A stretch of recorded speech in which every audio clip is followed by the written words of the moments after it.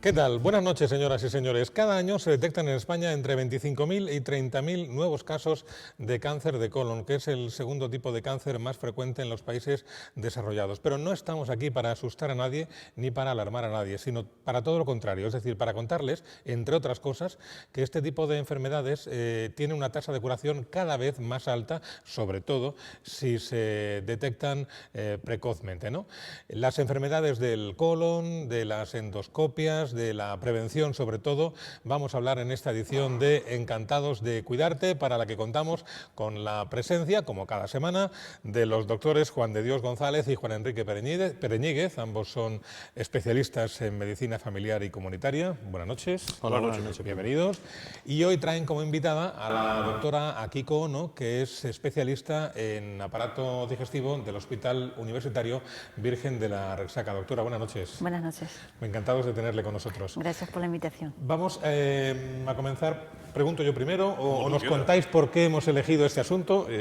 Sabéis que estoy cerca de los 50 y que ya soy candidato a la revisión. ¿Por qué habéis elegido el asunto hoy? Un poco de cada, ¿no? Porque tú estás cerca de los 50, yo mando a los pacientes y le pregunto si le han recibido la carta que están mandando ahora, porque en la zona de Alhama, zona de Brilla, van a empezar ya a hacer el programa de prevención de cáncer de colon, y porque el doctor Pereñíguez, como ya es más mayor todavía, pues bastante ya está metido de de pleno, ¿no? Entonces yo creo que hay que recordar un poco en qué consiste el programa de prevención del cáncer de colon, sobre todo porque tú lo has dicho, ¿no? Que con un pequeño gesto somos capaces de encontrar unas lesiones precoces y resolver un problema y no acabar, como puede ser, con un cáncer de colon, con una bolsa, etcétera, y en un final trágico. Muy bien, aunque no lo parezca, efectivamente, tengo ya una edad que no supera en mucho los 50 años y he vivido en mi propia carne,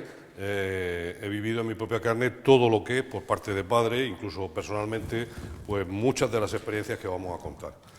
Yo de Akiko Ono quería decir que ella, aunque parece japonesa, no lo es uruguaya. Es uruguaya, de padres japoneses, y que lleva con los murcianos, ella ya es una murciana más, mucho tiempo. Y es, yo creo que la joya de la corona de aparato digestivo, ¿no? Todo el mundo la busca porque es una profesional de primer nivel y hace probablemente las mejores endoscopias del mundo, ¿no? Entonces, bueno, sé que no tiene consulta privada, o no sé si la tiene, pero bueno, es un verdadero placer tenerte aquí. Yo he tenido ya contacto profesional con ella y realmente es una persona muy interesante. Muy bien. Dicho esto, si me permites, Pepe, a mí me gustaría preguntarte si esto del cáncer de colon, aunque luego entremos en detalle, es que esto del cáncer del colon va más en los últimos años, es que se diagnostica más. ¿Cómo está la cuestión? Sí. En este momento, o en estos últimos años, está como es el tema muy de moda. Hay muchas campañas de publicidad a nivel nacional, incluso gente famosa que aparece por la televisión anunciando que deberíamos todos participar después de los 50 años. Pero el tema es la detección precoz. Antes no existían las campañas de prevención, no existía lo que es el test de sangre oculta en heces. Entonces la gente, cuando acudía al médico de familia, prácticamente era cuando estaba con los síntomas, y ya era un poquito tarde porque era cuando se detectaba el cáncer en forma avanzada, es decir, cuando yo tenía que ir a cirugía. ¿Pero ahora hay más que había antes o se diagnostica más? Ahora se diagnostica antes. Al consultar al paciente mediante esta campaña, el paciente está asintomático, es decir, no sabe lo que tiene. La persona se siente bien, incluso ni siquiera sabe que ha tenido, o sea, se sorprende de que la prueba le haya dado positiva de la sangre oculta porque nunca ha visto sangre por el recto. Entonces eso hace que nosotros le hagamos la prueba en forma precoz y se diagnostiquen pólipos, que son los precursores del cáncer de colon. Muy bien. Luego entendemos que es una enfermedad abordable en las primeras fases. Y antes de entrar en el detalle del programa del cáncer de colon y dar algunos datos, etcétera, etcétera, ¿con qué se relaciona el cáncer de colon o no tiene relación con nada? Por ejemplo, el fumador con el cáncer de pulmón, el infarto con la hipertensión, ¿el cáncer de colon se relaciona con algo, con la dieta? Sí, en general, aunque no está 100% demostrado, la dieta baja en fibras, es decir, una dieta pobre en verduras, en legumbres, en fruta, hace que la persona sea más predisponente a que en el futuro haga un cáncer de colon. Esto estamos hablando de que no es que una persona no coma fruta durante 1 o 2 años y haga el cáncer de colon, es decir, esto es una larga trayectoria de un pólipo que va creciendo poco a poco y al no tener una fibra en la dieta incorporada, la mucosa del intestino va cambiando y va formando estos pequeños bultitos, vamos a decir, que van creciendo hasta ser un pólipo, y el pólipo se va desarrollando y eventualmente se transforma en un cáncer. Mi última pregunta, ¿y la herencia? La herencia forma un porcentaje muy bajo dentro de lo que es el cáncer de colon en general. Se puede decir que prácticamente 5% son los que se llaman hereditarios, porque tienen lo que se llama una mutación, que la han transmitido desde sus antecesores y la han heredado, y eso hace que la persona se predisponga a tener un cáncer, pero son los casos menos frecuentes. Bueno, yo creo que ya podríamos entrar un poco en lo que es el programa en sí, ¿no? ¿Cuándo se empieza el programa? ¿Desde qué edad hasta qué edad empieza el programa? ¿Y cómo se movilizan no a los pacientes, sino a las personas que quieren o tienen que hacerse ese cribado? El programa de prevención, al igual que en todas las comunidades, está dirigido a la población en general, tanto hombres como mujeres, desde los 50 hasta los 69 años incluidos. El sistema que tiene, que lo ha tenido desde el año 2005, cuando empezó el pilotaje en la región, es al paciente le llega una carta, que normalmente la mandan de los servicios centrales, o sea, de la consejería, donde tienen todos los datos a nivel de registros por DNI. Entonces, cuando llega su fecha de cumpleaños, por decirlo de alguna forma, de 50, el mismo año, aunque sea los meses antes o después de su cumpleaños, ya están enviando las cartas para que el paciente, el usuario en este caso, vaya a su centro de salud, al que le corresponde, y solicite lo que es el test de sangre oculta, tanto en el centro de salud y las farmacias incluso, que están también anidadas dentro de lo que es el programa de prevención. O sea que a partir de los 50 años te llega una carta a tu casa invitándote a que te hagas un test de sangre oculta en heces. ¿Y eso en qué consiste?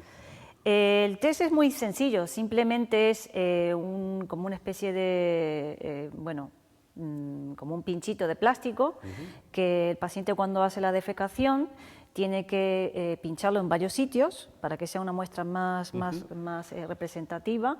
Luego eso lo vuelve a cerrar, es un sistema muy higiénico, que no pierde ni nada, y eso lo deja en el centro de salud o en el lugar donde se remite al centro de salud en general.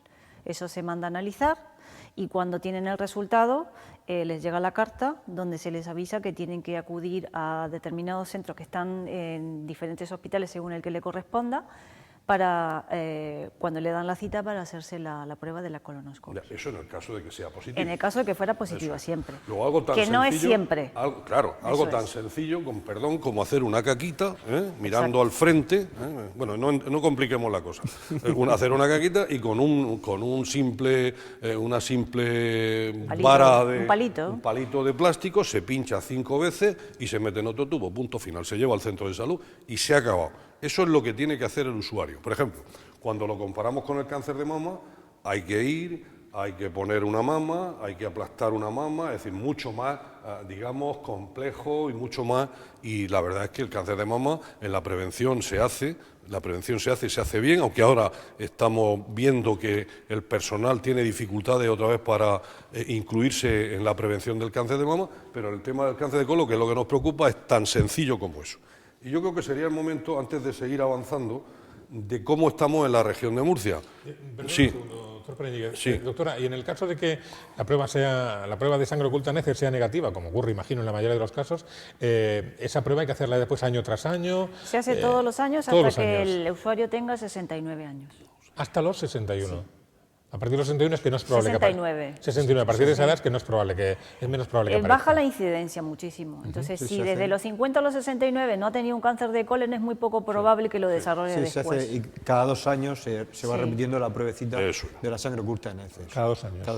Cada 2 años. Muy bien. Igual que cáncer de mama. Igual que lo positivo de eso, porque claro, dice, yo en mi consulta puedo hacer también una prueba de sangre oculta en heces a mi paciente, y si le da positivo, pues bueno, pues lo mando para que lo vea el digestivo y que le pida la colonoscopia, ¿no? O incluso se la podría pedir yo.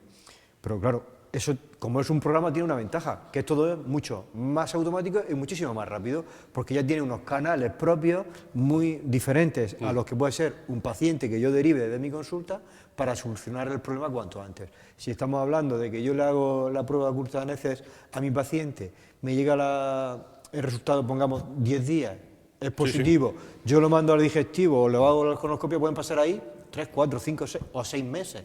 De esta manera, en menos de la mitad del tiempo, si la sangre oculta en heces es positivo, ese paciente, porque ya es un paciente, pues ya tiene un problema, tiene su colonoscopia hecha y se ha descartado si es un pólipo, si es una almorrana, o si es una fisura, o si es otra cosa. O si es un cáncer. Es de Murcia, es de Murcia. Y lo más importante es que dentro del programa nosotros tenemos un control de todos los participantes, es decir, cuando se pide una prueba de colonoscopia por cualquier razón, y en este caso concreto porque el paciente quiere hacerse una sangre oculta en heces porque sabe que se hace ese método diagnóstico, eso dependerá muchísimo del hincapié que haga el médico de atención primaria, porque si es una prueba negativa, ya con eso terminó. Pero luego están los seguimientos, es decir, ¿qué pasa cuando la prueba de la colonoscopia es negativa? Entonces, claro, nosotros dentro del programa de prevención decimos, pues entonces, si no hay antecedentes familiares de primer grado, es decir, padres o hermanos, entonces dentro de 10 años se hace la próxima. Pero ¿qué pasa? Que si hay antecedentes familiares, ese periodo se acorta a los 5 años. ¿Qué pasa cuando hay pólipos? O sea, todo ese sistema que está sistematizado, si se hace en forma aislada, eso se pierde mucho. Claro, estamos ganando eficiencia, eficacia y efectividad. Magnífico. Claro. Decía yo que Juan de Murcia y de la Huerta, porque ha dicho almorrana. Almorrana, ¿eh? Algún finoli he oído yo decirle, don Juan, tengo almorroides, lo cual es un poco complicado. Bueno, luego yo creo que el tema ya lo vamos centrando gracias a la magnífica explicación de la doctora, y es de los 50 a los 69 años, cada 2 años nos van a llamar y nos van a meter en una rueda, lo mismo que en el programa del cáncer de mama. Y lo único que hay que hacer en principio es recoger una caquita, en el momento de la defecación se toman 5 puntos y se manda eso al centro de salud, y pueden ocurrir 2 cosas: que sea negativo, nos dan una buena noticia, que es la inmensa mayoría de las veces, o puede ser que surja algún problema. Bien.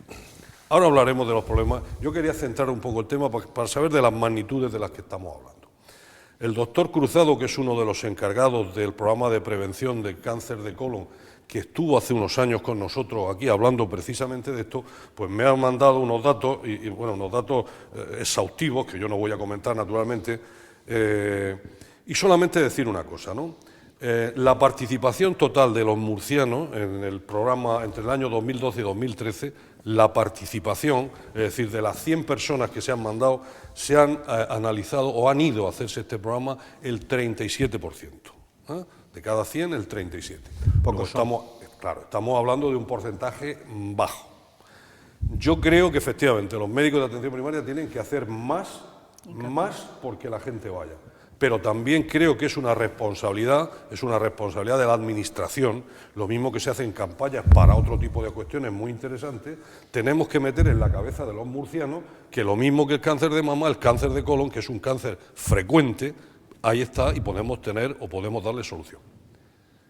Yo el año pasado estuve en un congreso, presentamos unos trabajos relacionados con esto del colon y tal, y había a mi lado, donde lo presentaba, la del comité científico era catalana, y se sorprendía de la similitud de los datos de Murcia con Cataluña. A mí me sorprendió, dije yo, ahora con el lío este que tienen, no sé, pero yo pensaba que en ese sentido estaban más avanzados que nosotros, igual que nosotros.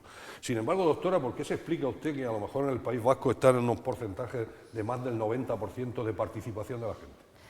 Lo del País Vasco es algo excepcional, es como fuera de la media. La media es, por ejemplo, las cifras que tenemos nosotros.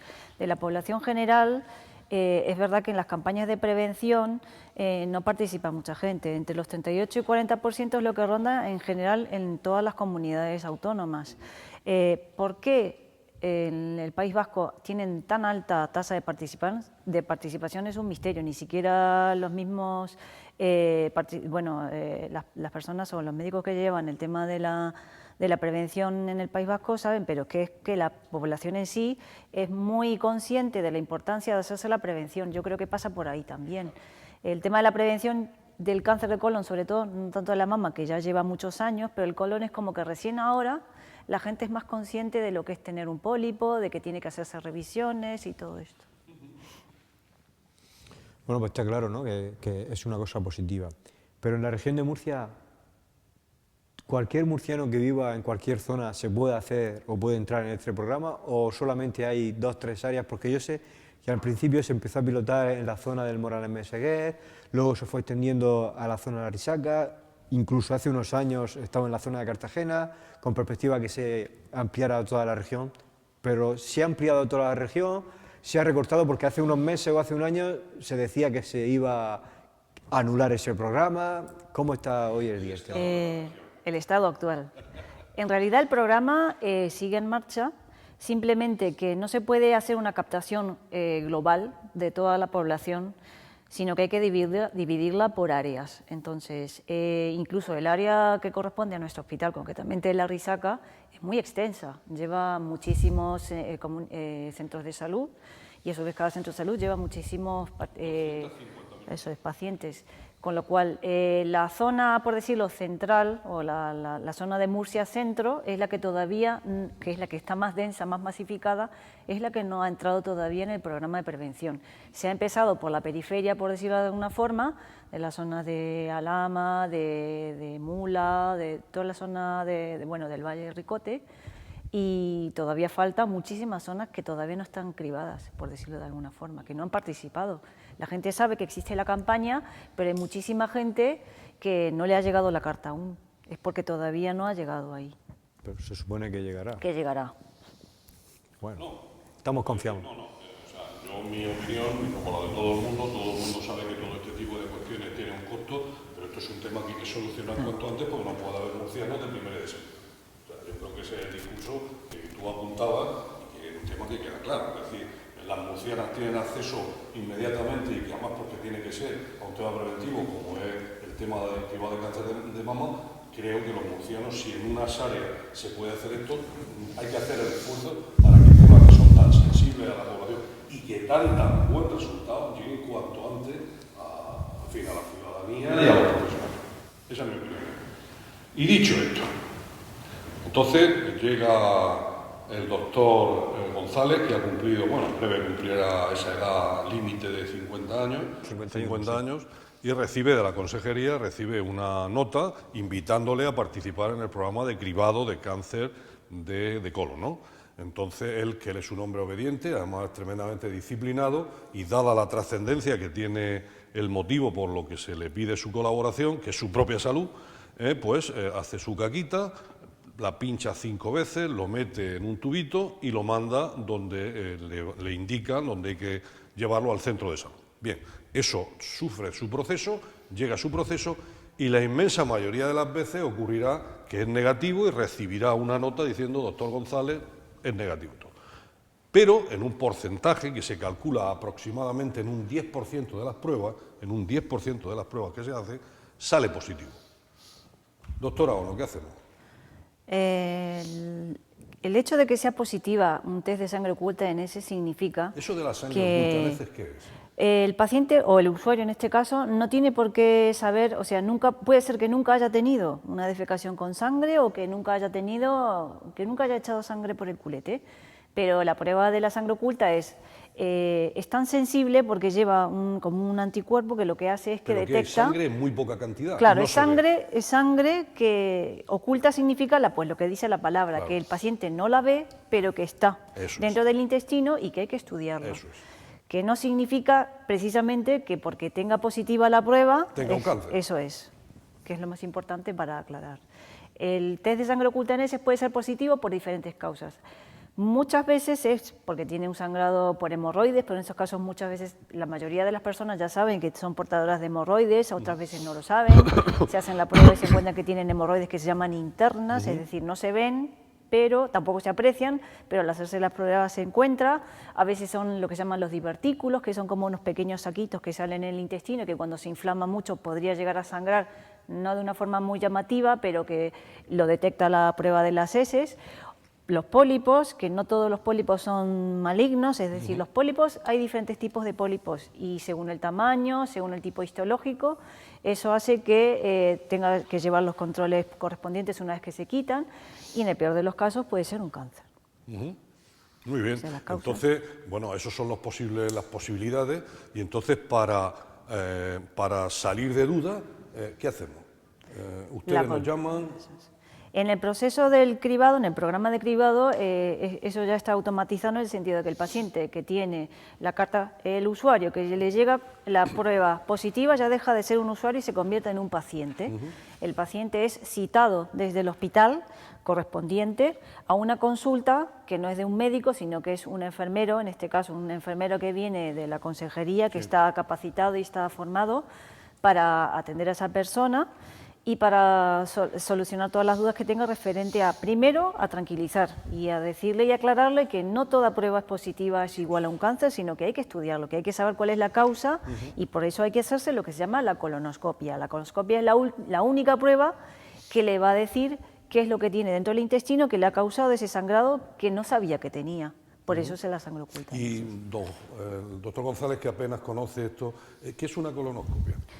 La colonoscopia, o lo que vulgarmente se llama la goma, es la prueba de un tubo que lleva una cámara en la punta, que se introduce por el ano y se mira desde la punta del ano todo el intestino, que mide aproximadamente 1 metro o un poquito más, y la cámara se ve por una pantalla de televisión. Eso requiere ciertas condiciones para hacerse esa prueba, que una de las cuales es la preparación intestinal. ¿Insiste en eso de la preparación? La preparación intestinal es esencial. Si no tiene una buena preparación, no se puede detectar nada. Nosotros una buena preparación es que no haya heces. Exacto. La consulta, que en este caso concreto por la que tiene que pasar el paciente, se le explica cuál es la dieta, porque tiene que hacer una dieta previa, que concretamente significa quitar todo lo que sea fibras, es decir, verduras, frutas, legumbres, de 1 a 2 días previos. También tiene que tomarse una preparación, en general es una preparación que va por la boca, que son laxantes que se tienen que tomar la noche anterior a la prueba y la mañana de la prueba. Nosotros en general lo que hacemos es dividir la dosis en 2 porque es mucho volumen, mucho líquido que se tiene que tomar y cuando se toma de golpe las personas en general no toleran tanto volumen y por eso se reparte la dosis en 2. No, de todas formas eso ha avanzado. O sea, eso es para limpiar la tripa. Es para limpiar el intestino. Se pueda ver bien cuando se mete Exacto, el tubo, ¿no? es para ver cuál es la causa del sangrado. Si el colon está sucio porque no ha quedado del todo limpio, porque no se ha podido tomar toda la preparación, no es una prueba fiable, porque debajo de las heces podría haber algún pólipo que pasó desapercibido y luego si nosotros damos esa prueba por buena, porque no ha tenido nada, los controles después pueden ser un poco con sorpresa. Claro. De todas formas, la preparación ha mejorado muchísimo, porque hace 15 años tenías que hacer una dieta, te tenías que tomar unos botecitos puntuales, ¿Cómo hace 15 años? Hace que le daba mucho espamo. Sosa, y nos daban sosa. Y la noche antes te tenías que poner una lavativa de 2 litros de agua y justo 1 hora antes, 2 horas de la endoscopia, de la colonoscopia, otra lavativa de 2 horas con lo incómodo que era eso. Ahora simplemente es hacer una dieta y unos sobrecitos o un líquido que te tomas. No, pero el público que nos está viendo reconocerá la famosa fosfosoda, que es sosa. Cuando en Murcia se hacen los callos, las madres y las abuelas las tripas del cordero las limpiaban con sosa y aquello era terrible, terrible. Con todo, yo tengo la impresión de que los pacientes tienen más rechazo a lo que es la prueba de la goma que a tomar el preparado, no lo sé. Tienen más miedo. Eso era hasta hace unos pocos años, ¿Sí? porque la prueba... Cuando la colonoscopia empezó a hacerse, en cualquier país, no se sedaba al paciente. O sea, la prueba era, el paciente se acostaba en la cama y ya hacer la prueba directamente. Eso es una prueba que hay que tener cierta delicadeza, sin sedación, porque es una prueba que molesta. El aire, la distensión del aire del intestino produce dolor. Y ese dolor es lo que agobia a la gente y el miedo a ese dolor que mucha gente ha experimentado hace que la gente tenga temor a hacerse esa prueba. Con los años eso se ha mejorado y ahora sistemáticamente se sedan a todos los pacientes, con lo cual ese temor ha disminuido bastante. En estos últimos años, recientemente, 2 años para aquí, Todo paciente que no tenga ninguna contraindicación para hacerse una sedación, lo que se llama profunda, es decir, se duerme al paciente. Anestesia general, digamos. Ni se entera. No es la anestesia general porque la anestesia general está hecha por un anestesista y el paciente está intubado. En este caso, el paciente está dormido, o sea, es una sedación profunda. Dormido, pero se deja de poner la sedación y el paciente se despierta enseguida. Eso es. O sea, no es una sedación que haya como en las películas, que haya que intubar a la gente, porque cuando se duerme en una anestesia se duermen todos los músculos, se duermen, ¿no? Se paran, y hay que suministrar oxígeno, etc. En este caso, como muy bien indica Akikono, es simplemente un sueño profundo. Un sueño profundo que permite al paciente no sufrir y al endoscopista, al colonoscopista, trabajar con absoluta tranquilidad. Yo esto lo he vivido en directo en las dos formas. En la primera forma, lo que ella dice, ¿no? El mero hecho de ir avanzando y para que las tripas se abran, meter aire, la sensación de distensión abdominal, etcétera, es muy molesto, ¿no? Ahora, cosa santa, llegas allí, Juan Enrique, te vas a dormir y cuando te dicen dormir, estás fuera de combate. Y entonces cuando te despiertas, lo único que ves es la cara de ella, magnífica, sonriendo, y ya está, que continúe esto. Es decir, yo creo que hay que perder el miedo a eso, porque ya no hay riesgo, hay muy poco riesgo. Hombre, riesgo hay como en todas las cuestiones de la medicina. Una inyección te puede matar, en fin, riesgo hay, pero ellos que son profesionales de altísimo nivel, que hacen todos los días un montón de colonoscopias, son gente que se maneja magníficamente y desde luego yo que he vivido el tema en primera y sigo viviéndolo en primera persona, riesgo en absoluto. Y las pocas molestias, etcétera, etcétera, es con una anestesia superficial, con una sedación superficial que en 30 a 35 minutos está funcionando perfectamente. Y después de la colonoscopia no hay molestias ni nada. Después de... Nosotros, cada unidad de endoscopia registra y controla que el paciente haya expulsado el aire, porque es lo más molesto. El aire que se retiene porque el paciente está inconsciente y que queda retenido porque la prueba puede ser corta o puede ser larga, dependiendo de lo que se encuentre. Si hay pólipos, pues hay que quitarlos y eso hace que la prueba sea más larga. Cuanto más larga la prueba, o sea, más aire retiene. Si en la prueba se detectan pólipos, ya durante la prueba se van eliminando. Sí, bien, sí, claro. Y si la prueba se hace muy larga, el aire se retiene con mayor cantidad y cuando el paciente se despierta se encuentra un poco molesto, pero es un aire que lo va expulsando y hasta que esté bien el paciente no se va de la unidad. Sí, ahí nos juntamos 3 o 4 amigos y en vez de saludarnos ventoseamos. Es un espectáculo, eso es para filmarlo, ¿eh? ¿Alguien ha hecho alguna película de eso? No, pero ya con naturalidad. Al principio lo pasa muy mal porque va uno, pero nada, ahí con toda absoluta normalidad, ¿no? Esa es la única molestia que hay. Es la de la distensión. Y existe mucho rechazo por parte de los pacientes cuando le dicen, mira, su prueba le ha dado positiva, se tiene que hacer una colonoscopia, o todos se hacen la colonoscopia. En general la aceptación es buena, sobre todo por el tema del temor. Todos los pacientes tienen temor a tener algo malo. Entonces, como siempre existe la duda de por qué será que ha sangrado, aunque no tenga ningún síntoma, siempre se hacen. Prácticamente más del 95% de las personas se hacen la colonoscopia. Perdona, Pepe, solamente un dato para que sepamos... El dato, hacemos una pausa, ¿vale? Sí, un dato. La participación del 37%, esto viene a hablar de unos 35.000 murcianos que han participado. Pues de esos 35.000 murcianos se han detectado de forma precoz casi 100 tumores. Casi 100 cánceres que han tenido solución. Merece la pena. O sea, obras son amores y no buenas razones. 100 murcianos que probablemente hubieran tenido muchas complicaciones, o incluso la complicación final por este problema, gracias a este tipo de programas, gracias a profesionales como ellos, han resuelto casi 100 tumores de colon. Esto es muy importante saber. Claro que merece la pena. Vamos a hacer una pausa muy breve y seguimos con ustedes dentro de nada, de un minuto nada más.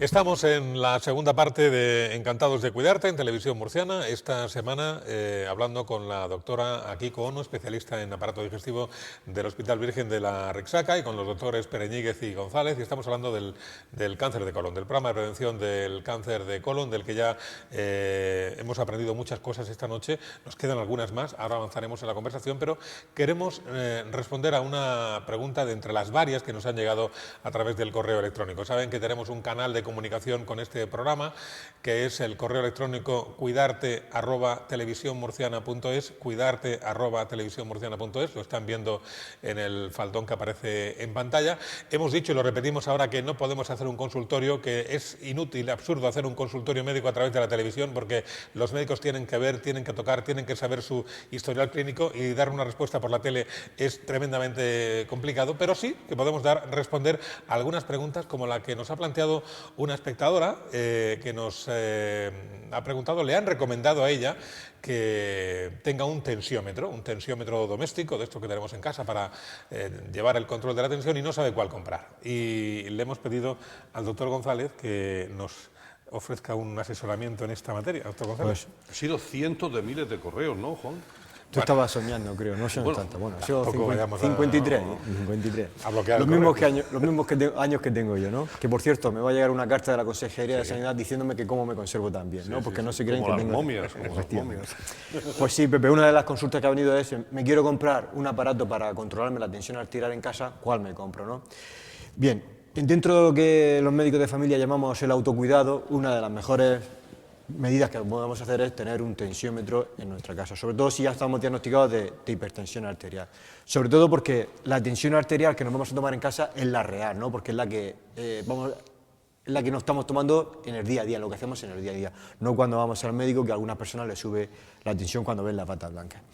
Bueno, pues si en la consulta del médico, pues normalmente el médico tiene en su mesa pues un fonendo y un aparato para medir la tensión, ¿no? El problema de este aparato es que necesita de otra persona para medirse la tensión arterial. ¿Por qué? Porque se tiene que poner uno el fonendo en los oídos, ¿de acuerdo? Tiene que ponerse esto a lo largo del brazo e inflar, y luego coordinar lo que oye conforme va latiendo la aguja. Con lo cual, para tenerlo en casa y nosotros hacer un autocontrol de nuestra tensión arterial, pues no es el más recomendable. No es el más recomendable, ¿no? Con lo cual, para ese medidor de tensión arterial debería ser automático, es decir, que nosotros mismos podríamos tomarnos la tensión. Hay dos tipos de aparatos automáticos. Tenemos el famoso tensiómetro que se toma la tensión en la muñeca. Ese es el que yo tengo en casa. Bien, tanto este como el del brazo automático son iguales de válidos, ¿no? Todos van a estar homologados, solo hay que mirar que lleven una C y una E, y eso quiere decir que están comprobados y homologados y son buenos para tomar la tensión arterial. El único problema de este medidor de tensión arterial, de este tensiómetro, es que no nos podemos tomar la tensión arterial así. El aparato tiene que estar a la misma altura que el corazón, con lo cual tenemos que tomarlo así. Le damos al botón y él solo va a tomar la tensión arterial. En la cajita de instrucciones que acompaña al que yo tengo, recomienda que tomarla con la mano apoyada sobre la misma caja del tensiómetro, que más o menos te deja a la altura así. Es igual, se va a quedar, es para que con el En objeto caso de que el brazo no esté por debajo. Efectivamente, que esté siempre a la misma altura del corazón. O lo ponemos como tú has dicho, por encima de la caja, o así seguro que lo tenemos, ¿no? Vale. 12-8. 12-8, bien. Perfecto. ¿Vale? Bueno, el 8 un poco alto, ¿no? No. Hombre, Pepe, hemos hablado ya varias Y el que yo veces de la recomiendo tensión arterial. es este, ¿vale? El que yo recomiendo es este, que uno se lo pone, Eso ya no hace falta. Este ya se pone. Se pone en el brazo. Se pone en el brazo, esto se coloca en la mesa, e igual, y se le da al botón. Y nos va a medir En la exactamente postura del lo brazo, mismo. no, del brazo apoyado en la mesa. Ya está. Así apoyar en la mesa, porque lo que está mirando es el manguito que está a la altura del corazón. Y también se detiene automáticamente cuando ya ha hecho la medición. Efectivamente. A diferencia del otro de brazo, tiene que saber uno hasta dónde debe de seguir inflando. Claro. Eso ya requiere otros conocimientos. Es cuando deja de latir la aguja, y la tensión alta es cuando empieza a latir la aguja, Es y muy la complejo. tensión baja es cuando deja de latir. Este se para automáticamente. Este es eso. Y Bueno, es incluso un poco más fiable que el de la muñeca. efectivamente, porque te aseguras que siempre va a tener esto igual. El único problema es que hay que tener una precaución. Si somos una persona delgada o una persona no obesa, pues el manguito que viene con este aparato es suficiente. Si somos una persona obesa o que tenemos un brazo muy amplio, como el doctor Pereñigue, jugador experto de balonmano, Que hace mucho casi deporte. estuvo a punto de ir a la selección española. No, bueno. De utillero, Yo era lo el que llevaba la botella de agua. Sí, Bueno, pues necesitamos la un llevaba maquito, con mucha dignidad, ¿eh? necesitamos un más maquito largo. muchísimo más grande, ¿no? Pero vamos, Que que los venden en la farmacia. efectivamente, pero yo digo que si tengo que recomendar alguno, recomendaría el del brazo y siempre automático, que nos podemos tomar la tensión arterial nosotros mismos. ¿de acuerdo? Muy bien. Sí, y, yo si estoy- y si tenemos alguna duda de que no sé si la tensión que toma es la correcta, pues bueno, pues me voy con este aparato a mi centro de salud, hablo con el enfermero, hablo con el médico y lo compro. Perfecto. Si me permite, yo estoy de acuerdo totalmente con el último aparato que has planteado. Solamente una observación, si me permite, que es poner la cincha en el brazo izquierdo inicialmente. Se puede poner los dos, pero es recomendable el brazo izquierdo por otra serie de razones. Y por último, decirle al pueblo soberano que la cifra de la tensión, Pepe, no debe pasar de... No. Usted que es un profesional de esto, que está ya unos años con nosotros. La cifra de la tensión. La cifra máxima de tensión tolerable en la normalidad, ¿cuánto es? Cuando a la gente le decimos, tío, usted la tensión alta, o tío, usted la tensión 14,9. Repetís conmigo, 14,9. 14,9 en Por una encima de 14 o por encima de 9, uno puede ser hipertenso. 14-9 sin tratamiento. Consulte a su médico. ¿Y es verdad que la mínima tiene que ser una diferencia de más menos un punto a la mitad de la máxima? Eso ya Eso es una fórmula. eso- Hay una fórmula que la mínima es 3 medios de la Sí. de la máxima. Eso pero de no. que tengo las tensiones muy justas y tal, se da en alguna enfermedad que no concurre. Aquí de lo que estamos hablando es del 99% del personal, del 99%, que puede en un momento en su vida tener la tensión alta y que no debe tener más de 14,9. Vale. Entonces, para hacer prevención de la hipertensión, tanto en el centro de salud como en el domicilio, como en cualquier sitio, es bueno, ¿no te parece?, tomar la tensión de vez en cuando, no estar toda la semana dale que te pego, sino de vez en cuando, se toma uno la tensión, ve que tiene 14,9 o menos y a vivir que son 4 Vale. días. Y además ha dicho que mejor en el brazo izquierdo, si es posible. En el caso de la muñeca Porque también, es mejor la muñeca izquierda. La tensión en el brazo izquierdo es más alta, porque creo recordar que el corazón está en el lado izquierdo, izquierdo, ¿no? está más cerca. Y entonces el flujo cardíaco es mayor en el lado izquierdo. Vale, y en el Y caso de nosotros la la muñeca tensión también es mejor la como muñeca izquierda por la misma razón. Vale, bueno, yo espero, me parece que la explicación ha sido sencilla y entendible, ¿no? Espero que le haya servido a esta espectadora que nos ha escrito un correo electrónico. Ustedes lo pueden hacer también, preguntar esta o cualquier otro asunto en el correo cuidarte@televisionmurciana.es, y en la medida que podamos, entre un programa y otro, les iremos dando respuesta. Doctora Akiko Ono, hemos dicho, hablábamos de la colonoscopia, hemos contado que ya no es tan invasiva como era antes. Cuando se detecta un pólipo sobre la marcha lo van solucionando.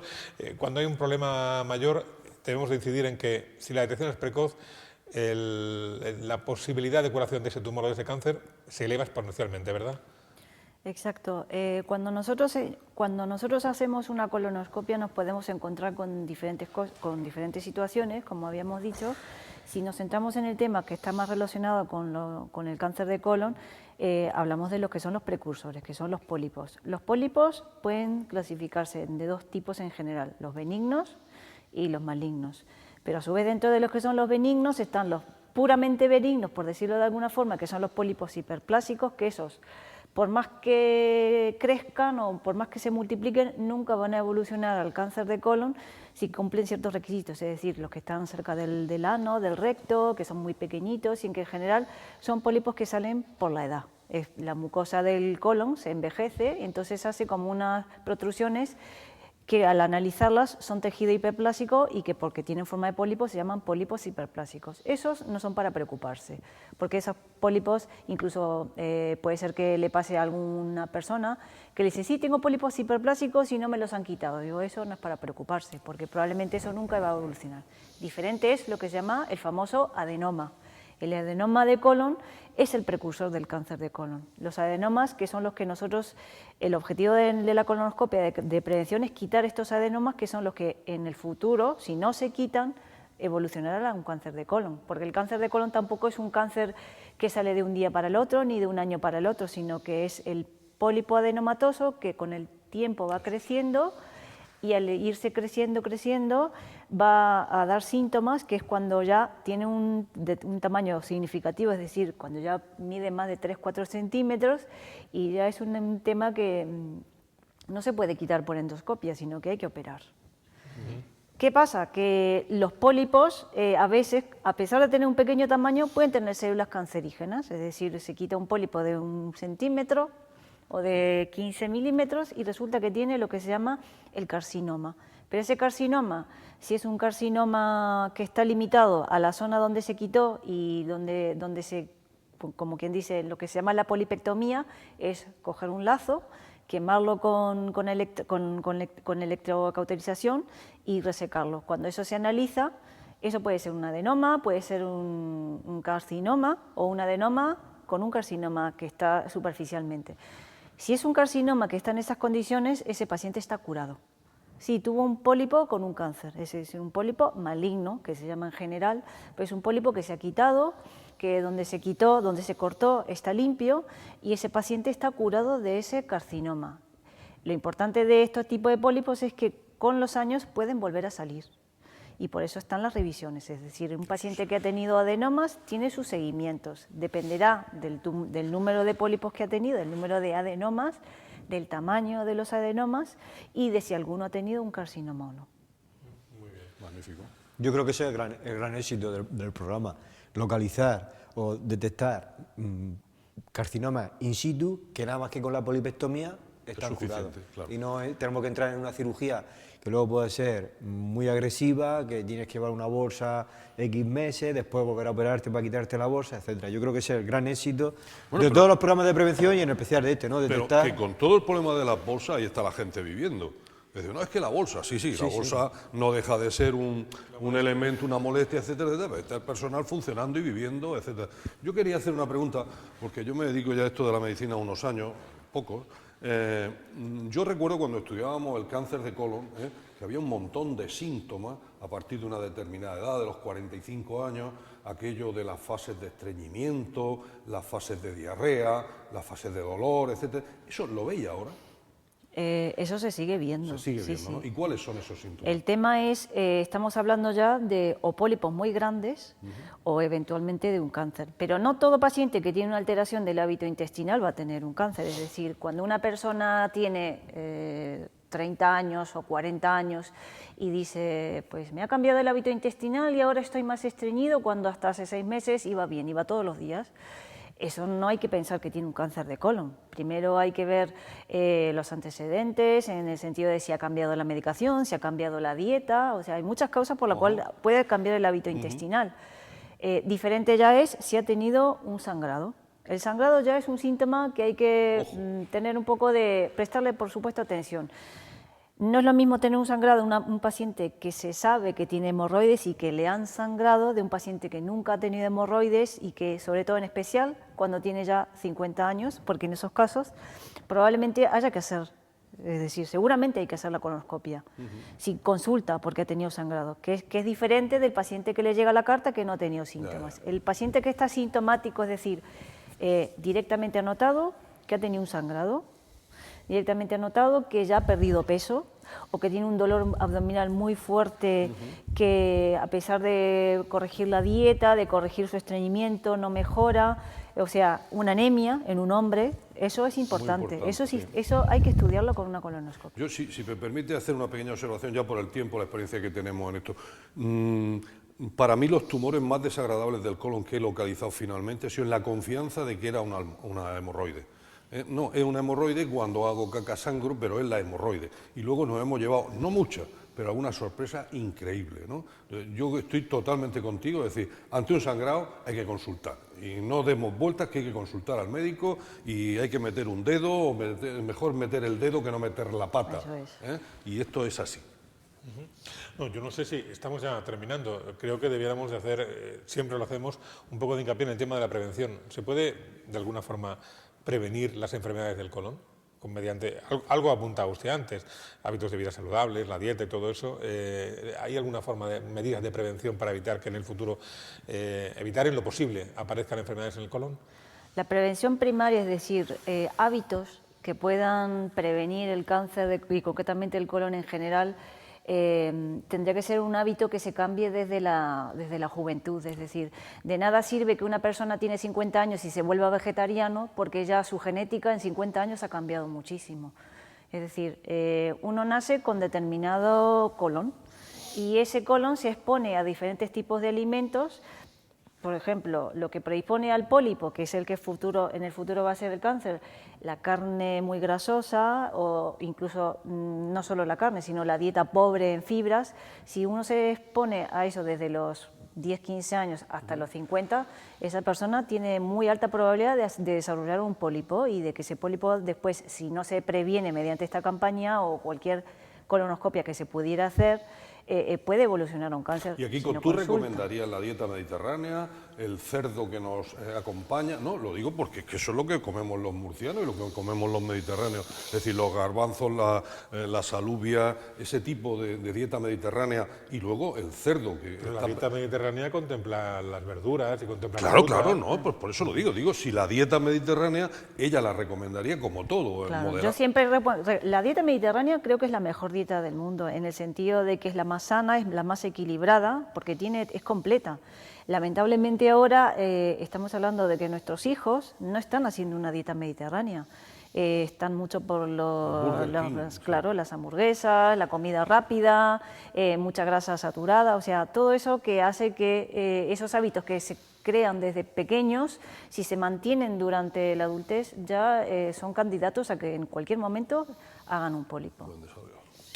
Bueno, yo creo que en alguna ocasión cuando nos ha acompañado algún especialista del aparato digestivo en el programa, creo que ya le he planteado esta pregunta, pero es que como está siempre circulando por la calle, no puedo evitar la ocasión de tener aquí a la doctora para preguntarle. No tiene nada que ver con el tema del colon.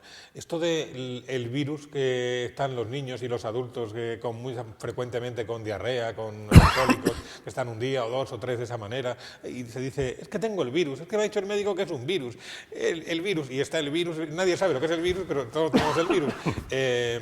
¿Esto a qué se debe? ¿Cómo se soluciona? ¿Qué nos puede contar? Eso es un problema No me diga que es el virus. endémico. En la claro. búsqueda Es difícil cuando hay una enfermedad que es infecciosa, porque probablemente la mayoría son virus del intestino que se contagian, pero eso se contagia porque el mecanismo es fecal-oral. Entonces, cualquier persona en una casa tiene un virus, pues se lo transmite a los niños y los niños a su vez en el colegio se contagian unos a otros. Eso es inevitable. Con beber el agua en la botella. O simplemente porque el niño va al aseo y si no tiene buenas condiciones de higiene, probablemente si coge un boli o una goma, eso lo coge otro niño y ya ahí el mecanismo de contagio es 100%. Pepe es que siempre busca la piedra filosofal para solucionar el problema del virus en invierno y le hemos dicho muchas veces que no es posible. Por cierto, tú que tienes antecedentes japoneses, ¿por qué los japoneses muchos llevan cuando salen por ahí unas máscaras blancas? A ver, cuéntamelo. Las mascarillas que se ponen los japoneses cuando van por la calle es porque ya tienen una infección y eso es para evitar contagiar al prójimo. No me digas, o sea, justo al revés de lo que pensaba. Exactamente. Muy interesante. Es para evitar que la otra persona se contagie de la gripe o de lo que tenga, que probablemente es respiratorio. De alguna forma tiene... para no molestar, sí. Ahora que estamos con la gripe, Juan de Dios, por ejemplo, cuando estamos en casa, tampoco estaría de más que utilizáramos en casa una mascarilla para con la familia evitar contagiar a los demás, ¿no? Sí, pero bueno, quizá la medida más importante es evitar o disminuir la concentración de los virus y es airear las habitaciones. Tomar líquido.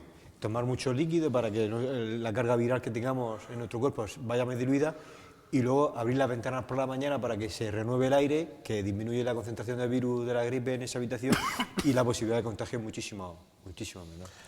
Bueno, don José, creo que la doctora ha sido una joya de la corona, ¿eh? La tenemos en nómina, doctora, para está una en nómina, ocasión. tenemos que ponerla en nómina. Procuraremos tener un poco de calefacción para el próximo programa, que hace aquí los espectadores no lo saben, pero hace aquí un frío que pela. No.